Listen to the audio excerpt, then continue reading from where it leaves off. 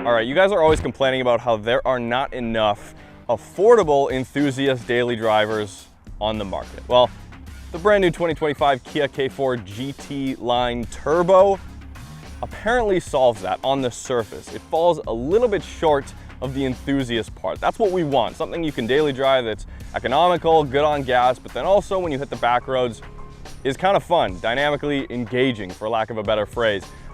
But I'm gonna tell you why it falls just short of that and why maybe it should have been the Civic SI's biggest rival.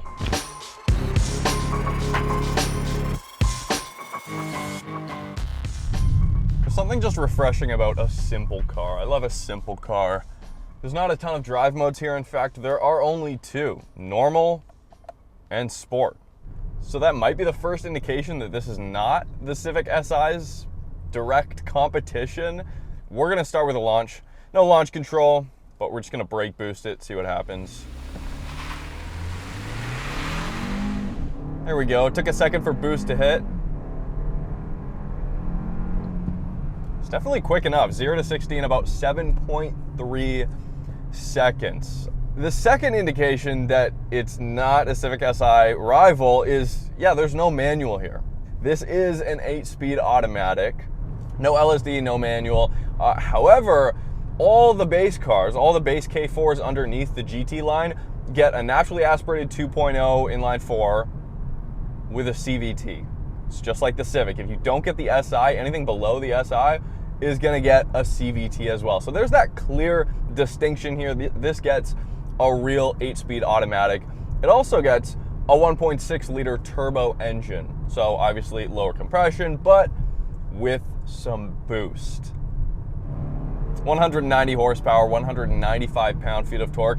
It's not that far off. A Civic Si has 200 horsepower, and if you go watch my review the last time I drove an SI, it didn't really blow me out of the water in terms of power and torque. That's of course a 1.5 liter turbo engine, so fairly similar.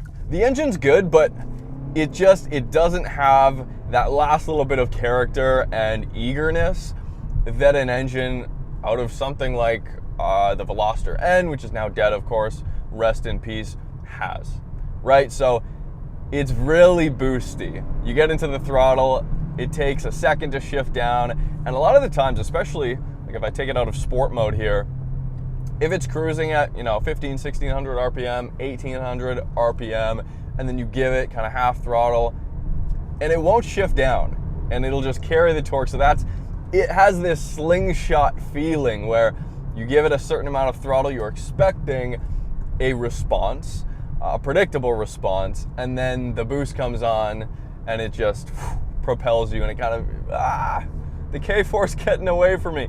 Okay, it's not that exaggerated, but you'll notice it. Other vehicles do this quite successfully, like the Mazda 3 Turbo, which has a traditional 6-speed automatic, but in that car, it's got almost a full liter of additional displacement. So there's not quite as exaggerated of a difference between out of boost and in boost. Combine that with the 8 speeds. I don't want to say lazy tuning, but definitely it's more daily driver friendly tuning, and you have something that just doesn't feel eager. Although you put it in sport mode, throttle tightens up a little bit, the steering gets a little bit heavier. Okay, so you might be thinking, hey Marcus, it only has 9 less horsepower than a Civic Si.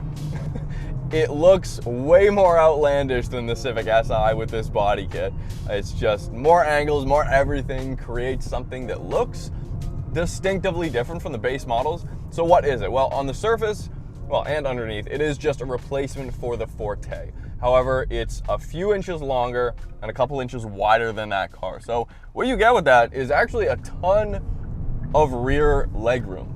There's a lot of space back there, especially when you compare it to a Civic. I don't have the numbers right now, but I'll put them in the description. This feels like it has a lot more space in the second row compared to a Civic. Sure, does not look as good as a Civic. To me, this whole rear handle thing that's like integrated into the back would have worked better if the front door handles here were almost like BMW door handles, where they're a little bit more flush.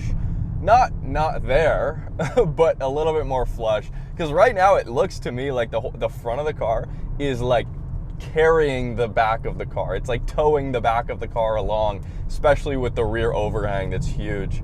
It has some aspects that I like. I love the rear taillights and the rear shoulders of the car, the rear quarter panels, awesome. It's got kind of a good stance that's, I hate that word, why did I just use that word?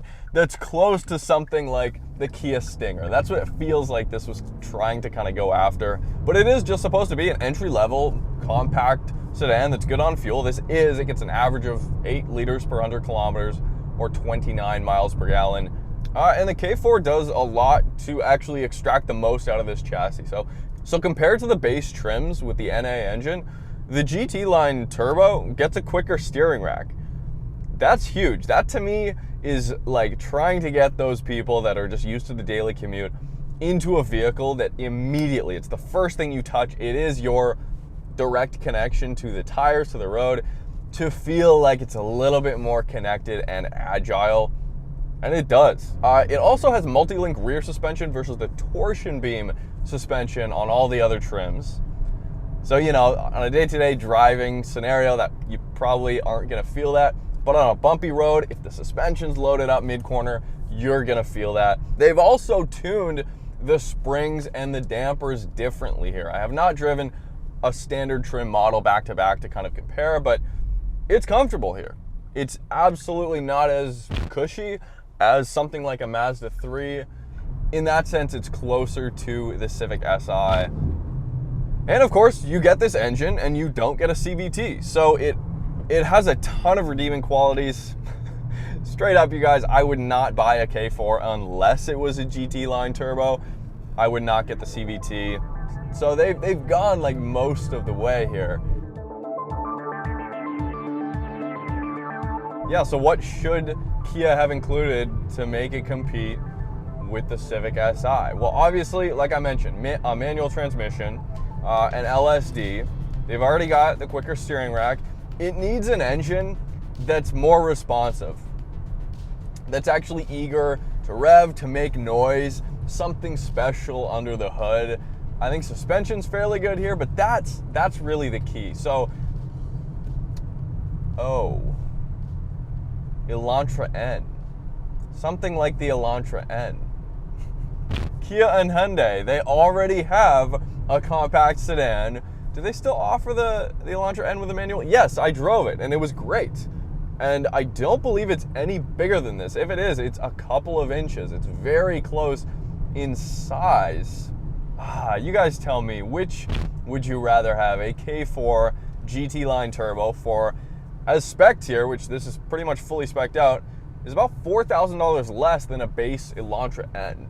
Which, yes, in cheap car land, as we're in here, that's pretty big. That's a big discrepancy. But on the other hand, a Civic SI starts less than $1,000 more than this. So if you want a manual, if you need a manual and the LSD, you're gonna wanna do that. But if you have the extra money, I would probably go Elantra N. And that kind of brings me to the end here. I mean,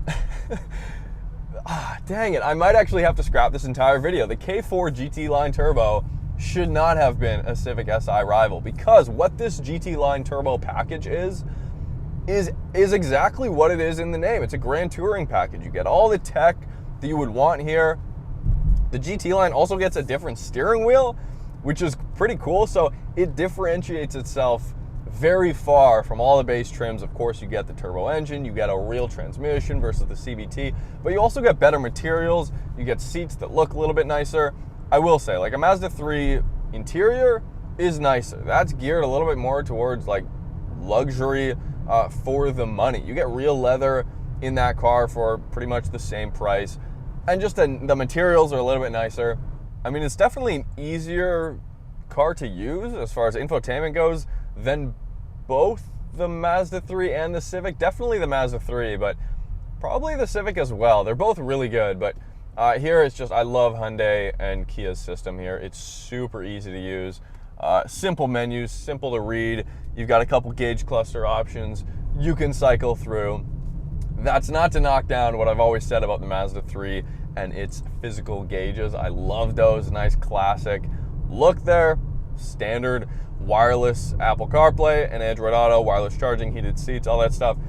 This little 5-inch HVAC screen here is a little bit strange, completely blocked from the steering wheel, but it does have buttons for your defrost, your AC, your auto, sync, all that stuff visible on the right side of it that isn't included in the hard buttons here. So there are a ton of hard buttons. You get to your map really easy, media, volume, temperature, all that stuff. But yeah, it just kind of gives you a second way to change your fan speed and stuff.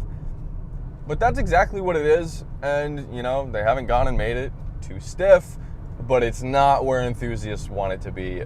But like I said, there are other options. I will say, on a final note here, a PS, if you will, Kia has said that they're coming out with a K4 hatchback. That's gonna be a huge win. I would do that. If they do, and they're not going to, if they do come out with a manual transmission version of the K4 hatchback, that's a buy. That'll be a huge rival for the Civic and especially the Mazda 3 hatchback. I would say if you guys need the extra space, I would wait for the hatchback, absolutely. So thanks guys for watching. Subscribe if you haven't already, and we'll see you next time.